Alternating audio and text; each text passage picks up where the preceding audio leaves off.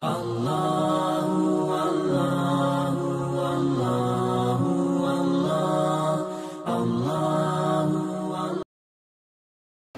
dan hadirat jamaah salat maghrib yang dirahmati oleh Allah Subhanahu wa taala. Alhamdulillah, segala puji bagi Allah Subhanahu wa taala atas nikmat dan karunia-Nya kepada kita semua sehingga kita bisa bermajelis ilmu pada malam yang berbahagia ini. Salam dan salawat kepada Nabi kita Muhammad sallallahu alaihi wasallam, Nabi yang telah berjuang, yang telah berdakwah, yang telah berjihad sampai Islam ini kita bisa rasakan nikmatnya. Ia tidak lepas dari perjuangan dari Nabi kita Muhammad sallallahu alaihi wasallam. Jamaah salat maghrib yang dirahmati oleh Allah Subhanahu wa taala, dan karena momen ini adalah momen pendaftaran kurban, maka pada kesempatan yang berbahagia ini kami akan membahas tentang keutamaan berkurban. Nah, keutamaan berkurban. Jamaah yang dirahmati oleh Allah Subhanahu wa taala, kalau kita berbicara tentang kurban, maka kita akan kembali ke peristiwa yang terjadi kepada Nabi Ismail alaihissalam dan bapaknya Nabi Ibrahim alaihissalam. Ketika Nabi Ibrahim alaihissalam melihat di dalam mimpinya bahwa beliau menyembelih putranya, menyembelih putranya yang sangat dia sayangi, yaitu Nabi Ismail alaihissalam. Dan ini diabadikan kisah mereka di dalam Al-Quranul Karim, yaitu firman Allah Subhanahu wa taala tentang perkataan Nabi Ibrahim alaihissalam, inni ara fil manami anni azbahuk fanzur madza tara. Saya melihat di dalam mimpiku bahwa saya menyembelihmu wahai putraku, lalu bagaimana pendapatmu? Nabi Ismail alaihissalam mengatakan, ya abati fa'al ma tu'mar satajiduni insyaallahu minas sabirin. Wahai ayahandaku, lakukan apa yang Allah perintahkan kepadamu, niscaya engkau akan mendapati saya di antara orang-orang yang bersabar. Dan mimpi para nabi itu tidak sama dengan mimpi kita semua manusia selain daripada para nabi. Mimpi para nabi itu merupakan wahyu yang Allah wahyukan kepada mereka. Adapun mimpi yang kita sering lihat di dalam tidur kita, itu kebanyakannya adalah bunga tidur dan sebagiannya adalah dari syaitan, dan tidak ada sama sekali yang merupakan wahyu dari Allah Subhanahu wa taala. Karena wahyu itu hanya turun kepada nabi Allah, hanya turun kepada nabi-nabi Allah Subhanahu wa taala. Dan seseorang tidak boleh membangun sebuah ibadah berdasarkan mimpi yang dia lihat.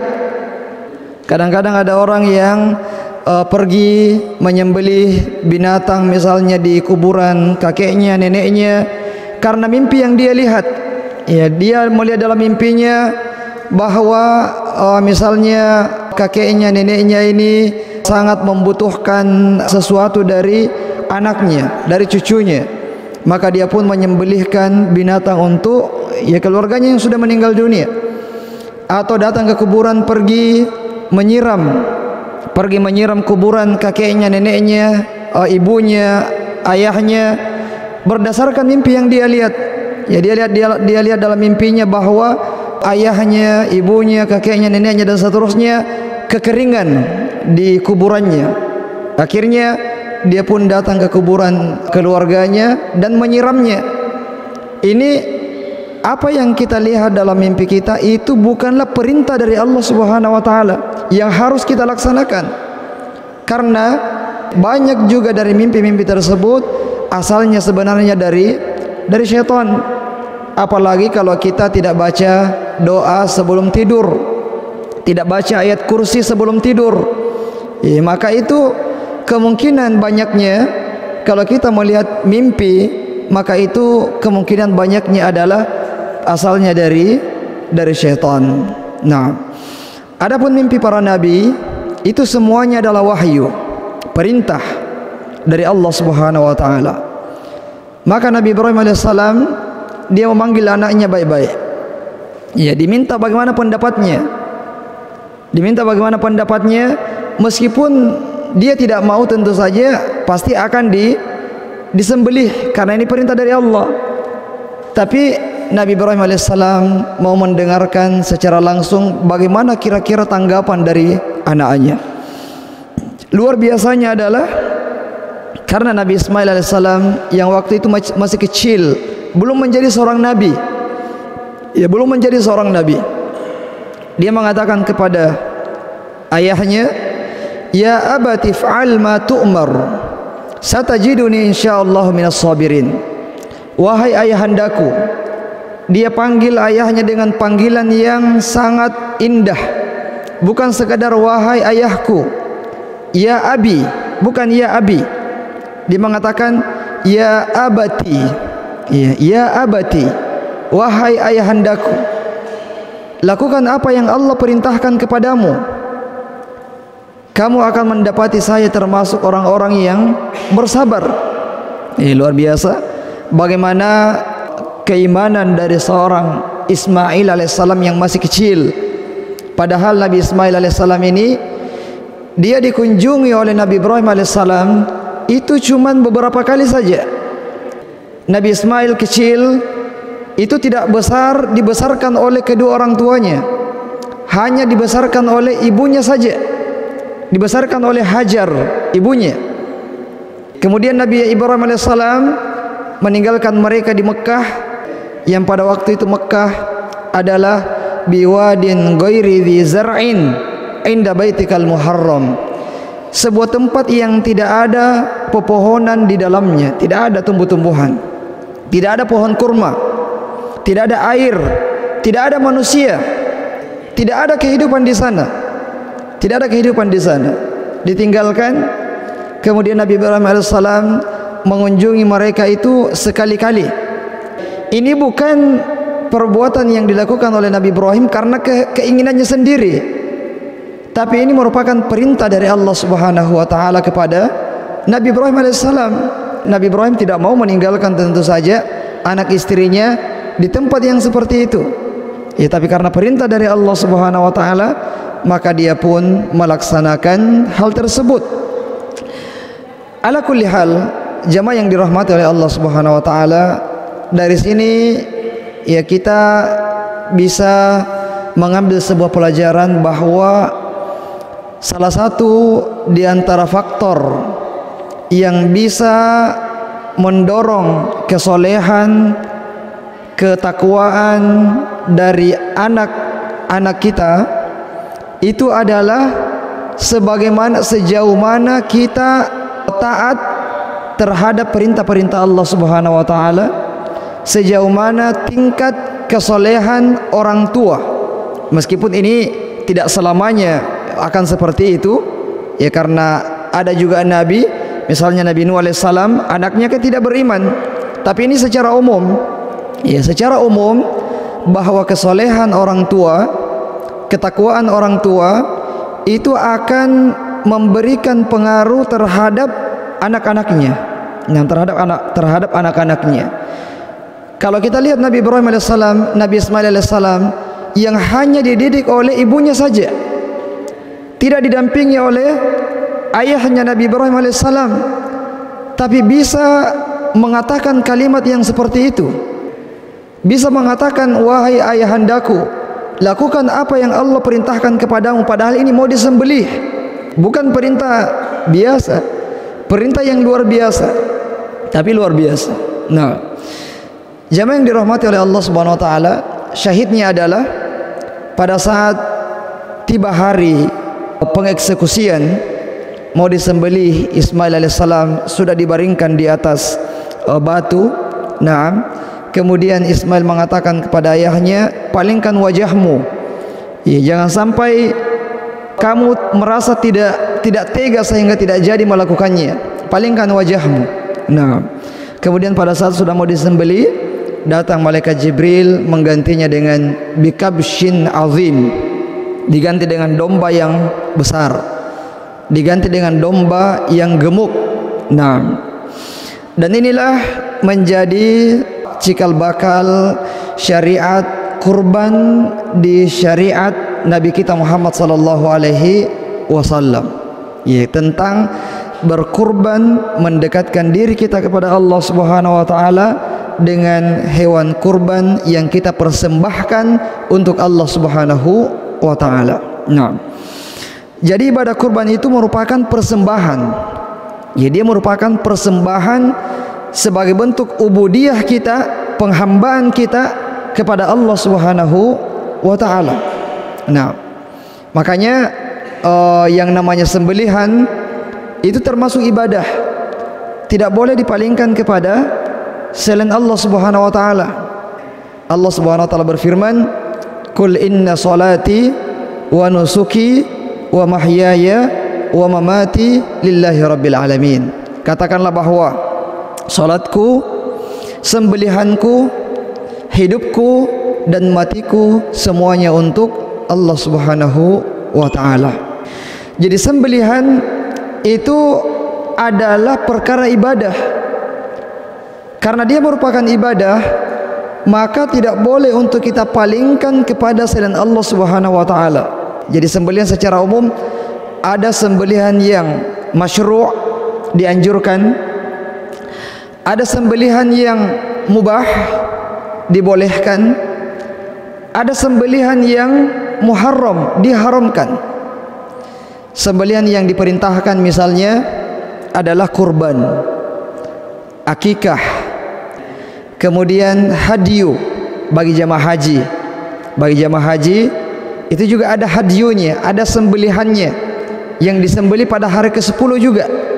Ya, pada hari ke-10 bulan Zulhijjah. Ini adalah sembelihan-sembelihan yang dianjurkan, diperintahkan. Ada juga sembelihan yang sifatnya mubah.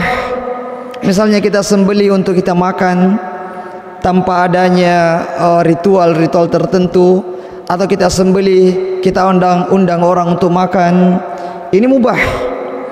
Ada juga sembelihan-sembelihan yang sifatnya hukumnya adalah haram. Sembelihan-sembelihan yang disembeli untuk selain Allah Subhanahu wa taala. Seperti sembelihan untuk keselamatan. Nah, sembelihan untuk keselamatan. Sembelih supaya kendaraannya selamat terus. Nah, sembelih supaya laut tidak marah. Nah, bawa sembelih dibawa ke laut, dipersembahkan ke laut. Tujuannya adalah supaya laut ini tidak marah, tidak terjadi tsunami dan seterusnya. Sembelih yang disembeli untuk kuburan. Ya, misalnya datang ke kuburan bernazar. Ya, bernazar kalau begini maka saya akan datang ke sini menyembelih. Ini adalah sembelihan-sembelihan yang hukumnya haram, tidak boleh. Termasuk di dalamnya adalah sembelihan yang disembeli untuk orang yang sudah meninggal dunia. Ya, disembeli pada hari ke-7-nya, disembeli pada hari ke-40-nya. Ya, disembelih dalam rangka apa? Dalam rangka kematian. Ini merupakan sembelihan yang dilarang. Nah, jadi ya di antara sembelihan, di antara ibadah taqarrub yang paling dianjurkan adalah kurban. Ya, berkurban untuk Allah Subhanahu wa taala, karena itu adalah persembahan kita, pembuktian bahwasanya kita ini merupakan hamba Allah Subhanahu wa taala. Nah, kemudian jamaah yang dirahmati oleh Allah Subhanahu wa taala, terkait masalah hukumnya, ulama kita berbeda pendapat tentang hukum berkurban. Sebagian ulama mengatakan hukumnya adalah wajib. Nah, hukumnya adalah wajib. Dalilnya adalah sabda Nabi sallallahu alaihi wasallam, "Man wajada sa'atan falam yudahhi fala yaqrabanna musallana." Barang siapa yang memiliki kemampuan memiliki kemampuan untuk berkurban tapi dia tidak berkurban, maka janganlah mendekati tempat salat kami. Jangan mendekati tempat salat kami. Ini seperti sebuah ancaman dari Nabi SAW bahwa siapa saja yang memiliki kemampuan untuk berkurban tapi dia tidak berkurban, maka seakan-akan dia tidak mau dilihat oleh Nabi SAW. Karena Rasulullah melarang mereka jangan dekat-dekat ke tempat salat kami. Sehingga berdasarkan dalil ini, sebagian ulama ya seperti mazhab Abu Hanifah dan beberapa ulama yang lain berpendapat bahwa kurban itu hukumnya wajib bagi yang mampu. Nah, wajib bagi yang mampu. Kemudian sebagian ulama yang lain mengatakan bahwa kurban itu hukumnya sunnah muakkadah. Sunnah muakkadah, dia tidak sampai wajib, tapi sunnah yang sangat ditekankan, yang sangat dianjurkan. Nah, ini berdasarkan sabda Nabi sallallahu alaihi wasallam, "Idza dakhala al-ashru, idza ra'aitum hilala dzil hijjah wa arada ahadukum an yudahhi falyumsik an sya'rihi wa adfarihi." Kalau sudah masuk bulan Zulhijjah dan ada di antara kalian yang mau berkurban, maka hendaknya dia tidak memotong kukunya dan juga rambutnya. Nah, jadi berdasarkan dalil ini sehingga mayoritas ulama berpendapat bahwa kurban itu tidak wajib, tapi hanya sampai kepada derajat sunnah muakkadah. Karena adanya kata Nabi SAW yang mau. Kalau sudah masuk bulan Zulhijjah dan ada yang mau berkurban, artinya kalau ada kalimat ada yang mau, itu berarti ada pilihan. Boleh berkurban, boleh juga tidak berkurban. Nah, tapi ala kulli hal, terlepas dari perbedaan pendapat di antara ulama kita, semuanya sepakat bahwa kalau ada yang mampu berkurban dan tidak berkurban itu hukumnya adalah makruh. Nah, semuanya sepakat bahwa kalau ada yang mampu berkurban dan dia tidak berkurban, maka itu hukumnya adalah makruh. Artinya sesuatu yang dibenci karena telah meninggalkan sebuah sunnah yang sangat dianjurkan.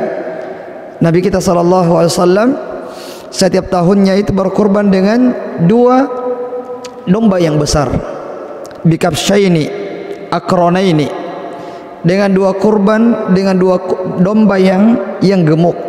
Yang pertama disembelih untuk beliau, ya, untuk beliau dan tentu saja untuk keluarganya. Kemudian yang kedua untuk semua umatnya. Nah, beliau berkurban kambing yang kedua, domba yang kedua itu untuk semua umatnya, termasuk kita semuanya. Nah, dan ini dilakukan oleh Nabi SAW setiap tahunnya. Dan beliau memang memilih kambing yang besar, ya, sebagaimana dombanya dulu Jibril yang dibawa, ya, untuk menggantikan Ismail alaihissalam. Dalam hadis disebutkan anna Nabi sallallahu alaihi wasallam dhaha bikabsyaini amlahaini aqranaini dzabahahuma biyadihi wa samma wa kabbar. Bahwasanya Rasulullah berkurban dengan 2 kambing yang bertanduk yang gemuk.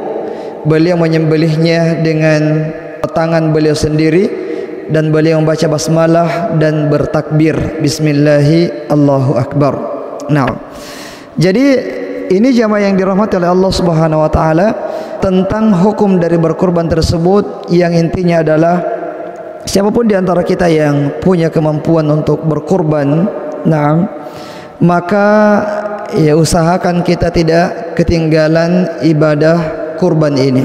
Nah, kita sering membaca artikel-artikel, ya, kalau sudah mau musim kurban seperti ini, ada misalnya beberapa anak kecil, 7 orang anak kecil yang patungan, yang menabung, ya, selama 1 tahun penuh untuk berkurban.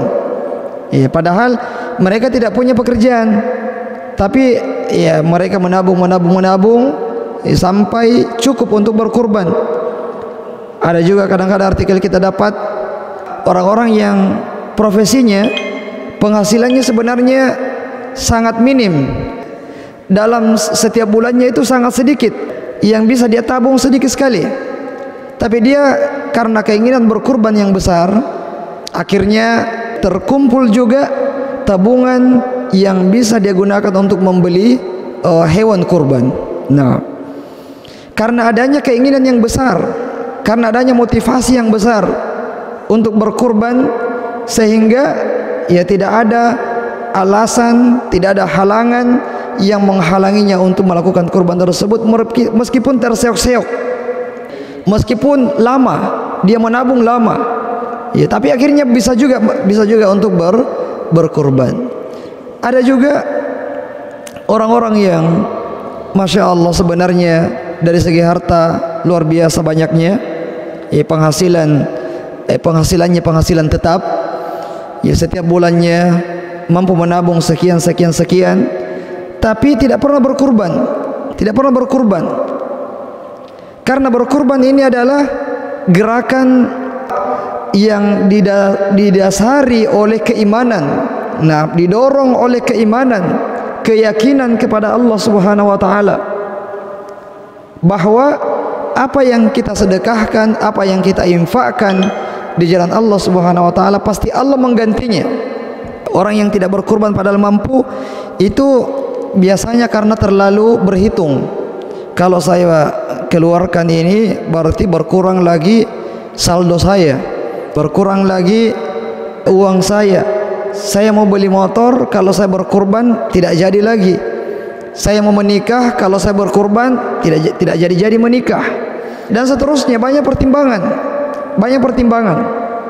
Nah, sementara Allah Subhanahu wa taala mengatakan, wa ma anfaqtum min syai'in fahuwa yukhlifuh. Apa saja yang kalian infakkan di jalan Allah, pasti Allah menggantinya. Ini janjinya siapa? Janjinya Allah. Apa saja yang kalian infakkan, keluarkan, sedekahkan di jalan Allah, pasti Allah akan menggantinya. Ada juga janji yang lain, janjinya syaitan. Apa janjinya syaitan? Ya'idukumul faqara. Syaitan menjanjikan kefakiran, syaitan menjanjikan kemiskinan. Kalau kita mau berinfak, bersedekah, pasti ada lagi yang berbisik, tidak usah bersedekah, tidak usah banyak-banyak, tidak usah berkurban. Berkurban itu jutaan, ya, 2 juta, 2.100.000, 2.500.000 dan seterusnya.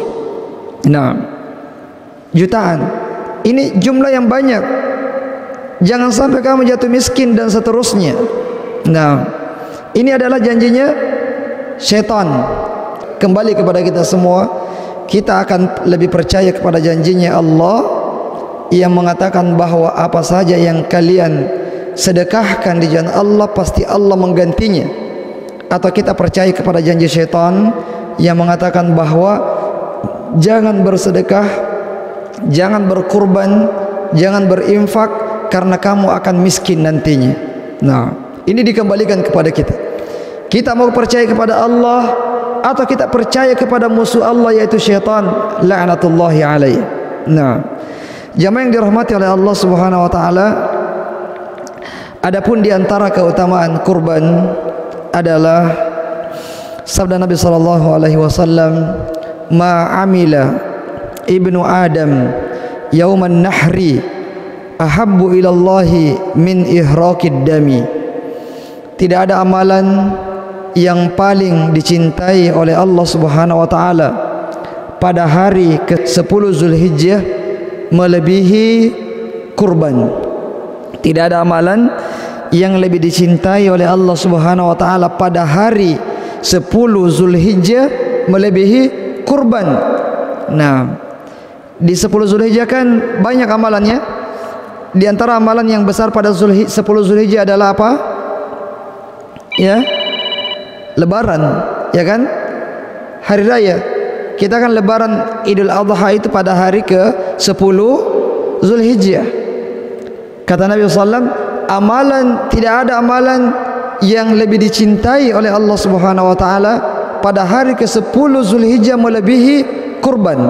Nah, melebihi kurban. Ini kita tak berbicara tentang amalan sunnah. Ya, karena kalau amalan wajib, tentu saja amalan wajib itu lebih utama.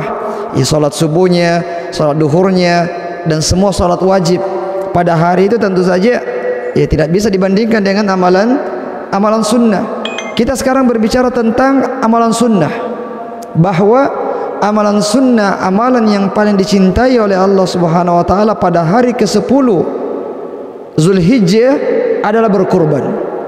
Makanya kita yang mau menyembelih kurban, usahakan menyembelih kurban kita itu pada hari ke-10. Boleh hari 11, boleh hari ke-12, boleh juga hari ke-13.